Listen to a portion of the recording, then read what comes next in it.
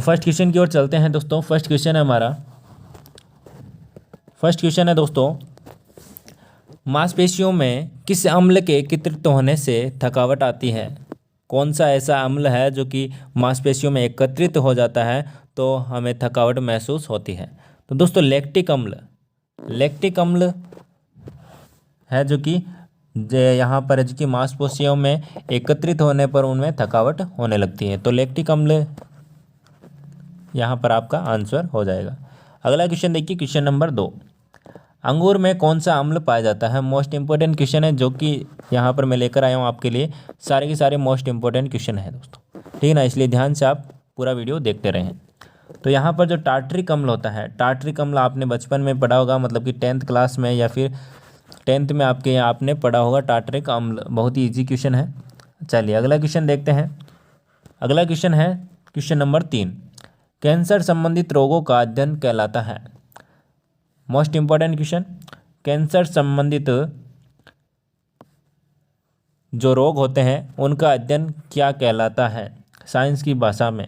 ठीक है ना, तो यहाँ पर आर्गेनोलॉजी कहा जाता है। कैंसर के जो रोगों का अध्ययन किया जाता है उसको क्या कहा जाता है? आर्गेनोलॉजी। बहुत बढ़िया। जिनको भी आंसर आता है वो आप कमेंट बॉक्स में कर सकते हैं कमेंट, और जो भी विद्यार्थी नए आ रहे हैं वीडियो को शेयर कर दें और चैनल को सब्सक्राइब नहीं किया तो कर लीजिए। मानव शरीर में सबसे लंबी कोशिका कौन सी होती है? मोस्ट इंपॉर्टेंट और बार बार कुछ क्वेश्चन है कि पूछा जाता है, कोई सा भी एग्जाम हो क्वेश्चन तैयार रहता है, ठीक है ना। तंत्रिका कोशिका, तंत्रिका कोशिका आपका बहुत ही यहाँ पर बिल्कुल करेक्ट आंसर हो जाएगा।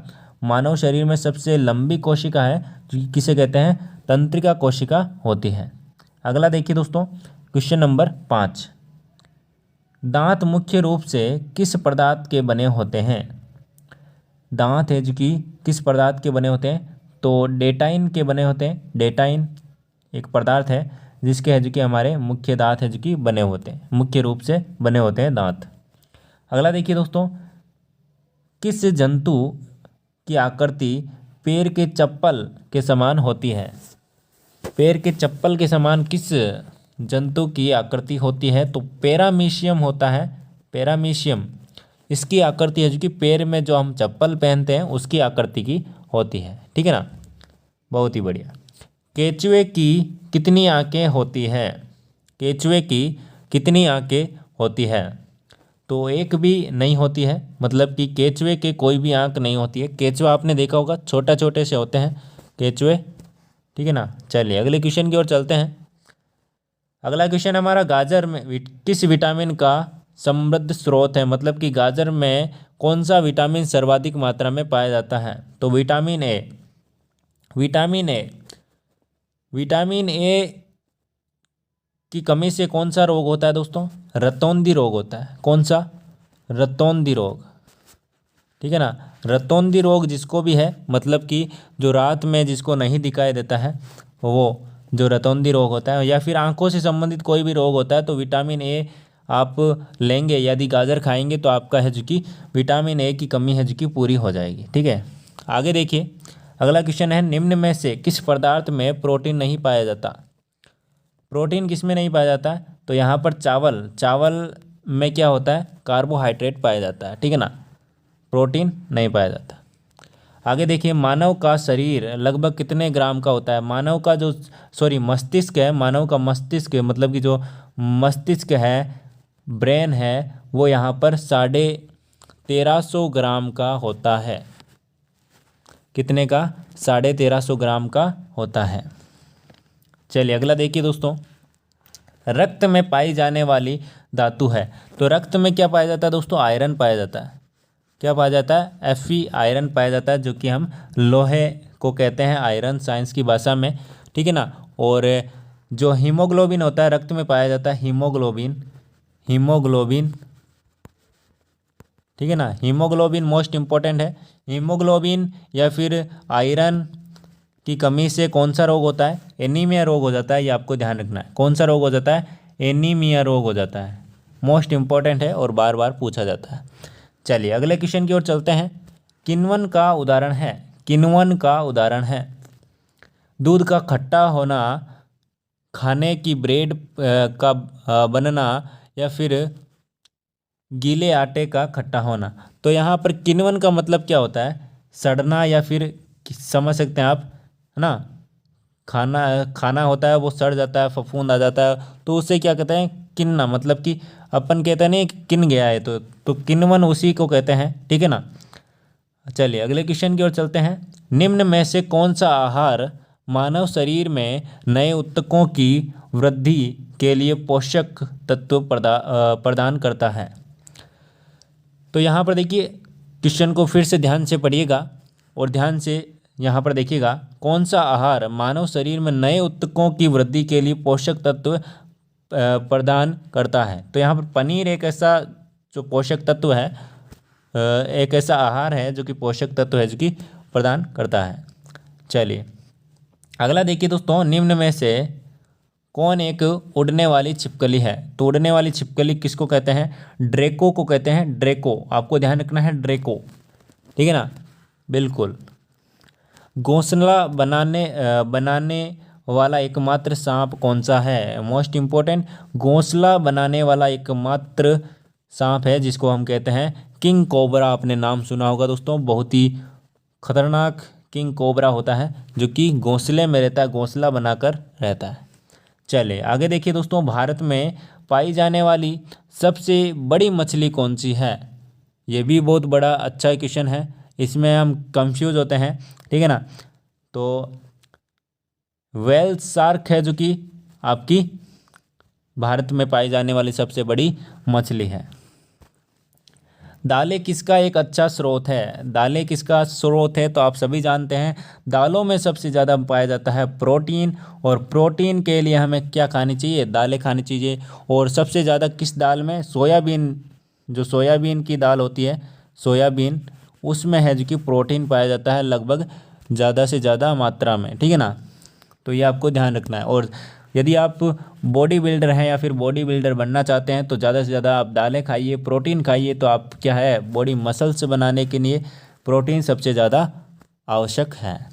दोस्तों वीडियो को ज़्यादा से ज़्यादा शेयर करते रहें, और आपके लिए डेली रेगुलर बेस पे एक क्लासेज जो कि लगवाई जा रही है, तो आप अच्छे से सपोर्ट करें और ज़्यादा से ज़्यादा शेयर करें, और आपकी अच्छी से अच्छी क्लासें आपके लिए लगवाई जाएगी, ठीक है ना। ये क्वेश्चन मैं आपके लिए इसलिए लेकर आ रहा हूँ ताकि आपको कुछ मैटर पढ़ना ना पड़े, और जो भी यहाँ पर पढ़ाना है, जो भी आपको समझाना है, वो इन क्वेश्चनों के माध्यम से ही आपको समझा पाऊँ, ठीक है ना। तो यही सही रहेगा आपके लिए मेरे हिसाब से, ठीक है ना, ताकि आपको जिस प्रकार के क्वेश्चन एग्ज़ाम में पूछे जाते हैं वही क्वेश्चन आपके लिए यहाँ पर लेकर आ रहा हूँ, तो आपको ज़्यादा बेनिफिट यहाँ पर होगा। तो पसंद आ रहा है तो दोस्तों वीडियो को लाइक भी करते चलें, अभी तो काफ़ी कम लाइक हैं, और ज़्यादा से ज़्यादा शेयर करें ताकि विद्यार्थी जुड़ सके दोस्तों। अगला देखिए दोस्तों, देसी घी में से सुगंध क्यों आती है? तो उसमें क्या होता है दोस्तों, डाई एसिटिल के कारण आता है, ठीक है ना, डाई एसिटिल होता है उसमें, उसके कारण आता है। अगला देखिए दोस्तों, इंद्रधनुष में किस रंग का विक्षेप अधिक होता है? तो दोस्तों लाल रंग का जो विक्षेप होता है वो सबसे ज़्यादा होता है, ठीक है ना, लाल रंग का विक्षेप होता है जो सबसे विक्षेपण है जो कि सबसे ज़्यादा होता है। आगे देखिए, टेलीविज़न का आविष्कार किसने किया था? टेलीविज़न का आविष्कार किसने किया था? तो यहाँ पर देखिए J.L. बेयर्ड, बिल्कुल मोस्ट इम्पोर्टेंट है, बेयर्ड, आपको ध्यान रखना है, बेयर्ड से आपको याद रखना है, ठीक है ना, बेयर्ड टेलीविज़न। आगे देखिए, हीरा चमकदार क्यों दिखाई देता है? हीरा चमकदार क्यों दिखाई देता है? क्योंकि उसमें सामूहिक आंतरिक परावर्तन के कारण, मतलब कि उसमें हीरा देखिए किस प्रकार का होता है, इस प्रकार से उसमें है कि इस प्रकार से परतें बनी हुई रहती है, तो क्या है, एक दूसरे से टकराती रहती है और परावर्तन होता रहता है उसके अंदर ही, ठीक है ना, इसलिए वो चमकता रहता है। आंतरिक परावर्तन का एक उदाहरण है हीरा, ठीक है ना। चलिए आगे देखिए दोस्तों, गोबर गैस के मुख्य रूप से क्या पाया जाता है? तो दोस्तों गोबर गैस जो बनाई जाती है वो सबसे ज़्यादा यहाँ पर उसमें क्या है जो कि मीथेन गैस है जो कि पाई जाती है, आपको ध्यान रखना, मोस्ट इम्पोर्टेंट क्वेश्चन है। आगे देखिए दोस्तों, दूध की शुद्धता का मापन किस यंत्र से किया जाता है? बहुत ही अच्छा क्वेश्चन है, लेक्टोमीटर। देखिएगा, एक मोस्ट इंपॉर्टेंट बात बताता हूँ आपको, जहाँ पर भी दूध का नाम आ जाए ना, तो ये लेक्टो आप याद रखिएगा, लेक्टो, ठीक है ना, लेक्टो। दूध दही का नाम आए ना जहाँ पर भी, लैक्टिक अम्ल, ठीक है ना, तो ये लेक्टो, ये है ना, ये आप याद रखिएगा, ठीक है ना, दूध दही से संबंधित। जहाँ पर भी टिप्पा आपको क्वेश्चन ना भी आए तो लेक्टो याद रखना, लेक्टोमीटर, लैक्टिक अम्ल, ये सब दूध दही ये इन्होंने से संबंधित है दोस्तों, ठीक है ना। तो आगे देखिए दोस्तों, क्वेश्चन नंबर 24, पृथ्वी पर सबसे अधिक मात्रा में पाए जाने वाला धातु तत्व कौन सा है? तो दोस्तों पृथ्वी पर है जो कि एल्यूमिनियम सबसे अधिक मात्रा में पाया जाने वाला एक धातु तत्व है। आगे देखिए, क्वेश्चन नंबर 25 आपके सामने, मोती मुख्य रूप से किस पदार्थ का बना होता है? कैल्शियम कार्बोनेट, कैल्शियम कार्बोनेट का बना होता है। कौन? मोती है जो कि आपका कैल्शियम कार्बोनेट का बना होता है। आगे देखिए, क्वेश्चन नंबर 26 आपके सामने, मानव शरीर में सबसे अधिक मात्रा में कौन सा तत्व पाया जाता है? जो आपका मानव शरीर में है, जो ऑक्सीजन है वो सबसे अधिक मात्रा में पाए जाने वाला तत्व है, ठीक है ना। ऑक्सीजन गैस भी है, ऑक्सीजन तत्व भी है, ठीक है ना। तो ये आपको ध्यान रखना है, ऑक्सीजन है जो कि सबसे अधिक मात्रा में आपके शरीर में पाया जाता है। और सबसे पहले एक मोस्ट इंपॉर्टेंट बात बताऊँ आपको, जो ये ऑक्सीजन का प्रवाह होता है, वो जो हीमोग्लोबिन में आपको बताया था, हीमोग्लोबिन क्या करता है, ऑक्सीजन का प्रवाह है जो कि पूरे शरीर में आपका करता है, ठीक है ना। इसको इसलिए इसको ऑक्सीजन जो है ये पूरे शरीर में है जो कि फेफड़ों से शुद्ध ऑक्सीजन लेकर पूरे शरीर में आपको घुमा देता है, रक्त में मिलकर, है ना, रक्त में मिलकर ये बना होता है, ठीक है ना। तो ये पूरे शरीर में है जो कि ऑक्सीजन को पहुंचाता है। आगे देखिए, किस प्रकार के ऊतक शरीर के सुरक्षा कवच का कार्य करते हैं? किस प्रकार के ऊतक शरीर के सुरक्षा कवच का कार्य करते हैं? तो यहाँ पर देखिए, एपिथीलियम ऊतक है जो कि शरीर के सुरक्षा कवच का कार्य करते हैं।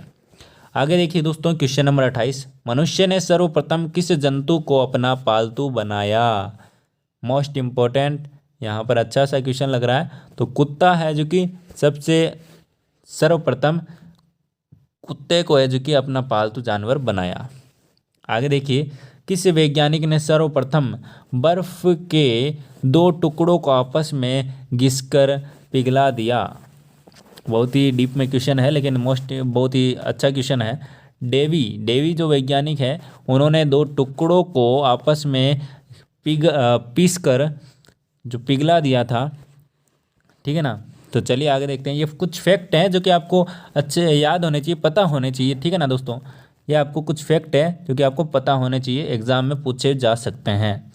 सबसे अधिक तीव्रता की ध्वनि कौन उत्पन्न करता है?